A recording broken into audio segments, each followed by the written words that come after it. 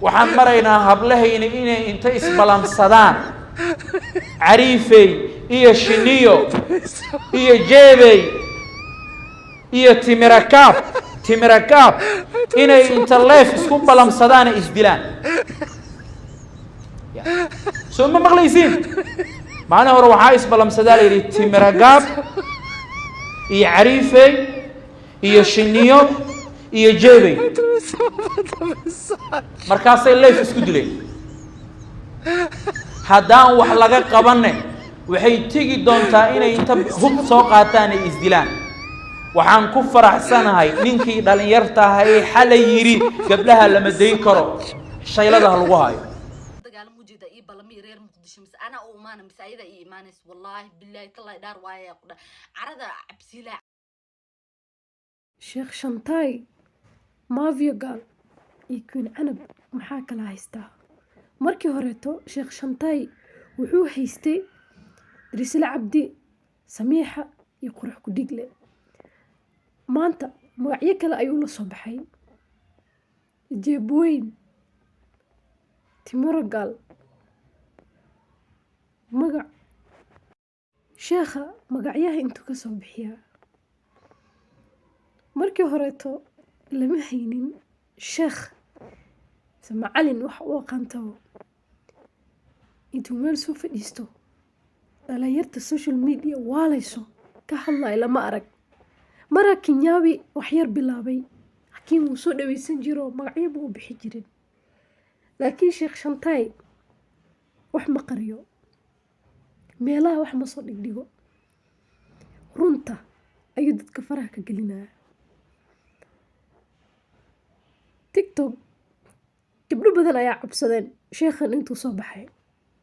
qof walba wuxuu cabsanayaa ama masaajidka dhexdiisa adigana wacdi lagaga sutura ee dadkana kula yaawaan sheekhan TikToka wuu edbiyey wuxuu noqday xaqinka TikTok marar badan rag ayaa jireen oo dhahayeen TikTok waa xaqina gabdhaha waalan gabdhaha TikTok waalaya laakiin hadda waxaa loo helay sheekh adiga ay daawanayso sheekha ma ku saxsan yahay dadkan uu banaanka keenayo uu soo saarayo magacyahooda sheegayo midda kale uu magac u bixinayo dad badan oo caan ah sheekhan way naceen waxayna ku naceen waxa waaye wixii leeyihiin sheekha masaajid soo joogo intuu wacdi waxa ka hadli lahaa anaga faraha muxuu nala soo gashay anaga faraha muxuu nala soo galay sheekh Shantaay wuxuu noqday karbaash TikTok inta u badan dadka YouTube ka sameeyaan ayaa reaction ka ahaan jirtay oo dadka YouTube ka gacmaha qaban jireen ay doonta qaban jireen ay karbaashayaan reaction ka bixinayaan laakiin hadda waxaa la soo helay sheekh cafinaynin qof walbo waalan qof walbo iska dhigay ana TikTok iska leh karbaashaya dad badan way ku raacsan yihiin sheekha waxay leeyihiin hadduu san ku wada way cabsan doonaan oo sidii ma ahaan doonaan dadka qaarna waxay leeyihiin sheekha wuu khaldan yahay oo qof intuu magaciisa soo qaado meel public ah waxyaalahu sameeyo ku sheegayo inta u badanna wuxuu daba dhigtay gabdhaha maadaama social media gabdhaha u badan yihiin Queen Canab waxyaalo badan ayay caan ku tahay aad ku aragteen arabina inta ka sheego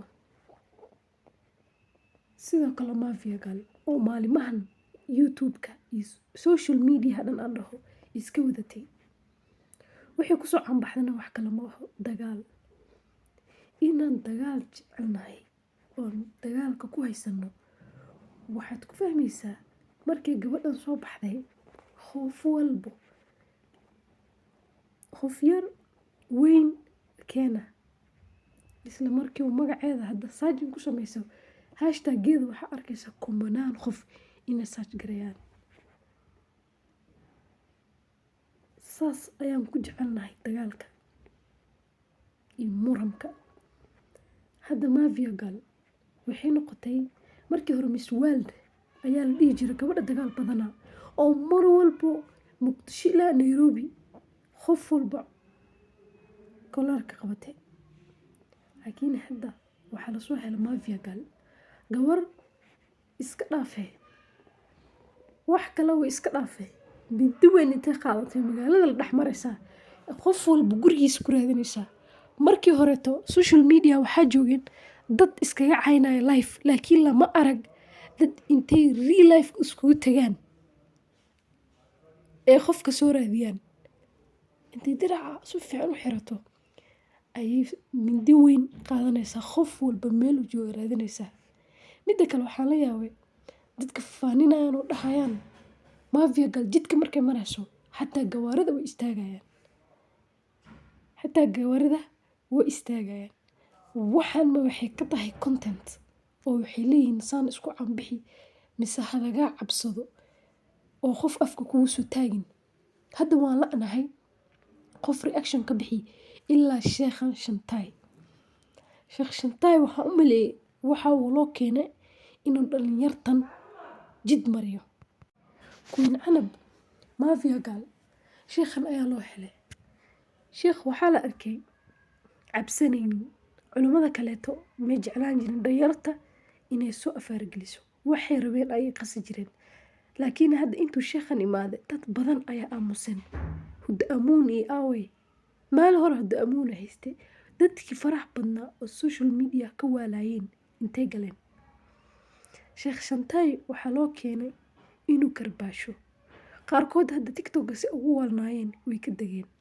sababta qof uu cafinayo ma laho. maalin walba qof ayuu haystaa hadda waxaa qosolka badan waxaa waaye ay sheekhan nici karin waxaa waaye magacyuhu u bixiyey waa magac unique ah weli lama arag qof magacaas u bixinaya. mararka qaar waxaa dhahaysaa habeenkii intuu seexanin miyaa magacyaha uu soo saaraa uu soo raadiyaa uu soo qoraa intuu ka keenaa magacyo noocan ah. qof walba wuxuu u bixiyey magac markaa akhriso mise aad dhegaysato caloosha banaanka ku imaanaysa qosl daraadiis. ani ma ogan Sheekh Shantaay dadaa waxay igu dhaheen Sheekh Shantaay weligiis wuu joogi jiray oo weligiis wax buu sheegi jiray. anina ma arag weligay ana ku maqnaa ma garanayo. markuu hadda Samiixa iyo mafia gal Queen Canab uu soo qaatay ayaan arkaba sheekhan ma ku saxsan yahay wuxuu sameynayo dhalinyartan uu karbaashayo magacooda uu sheegayo miyay fiican tahay qofka in life lagu karbaasho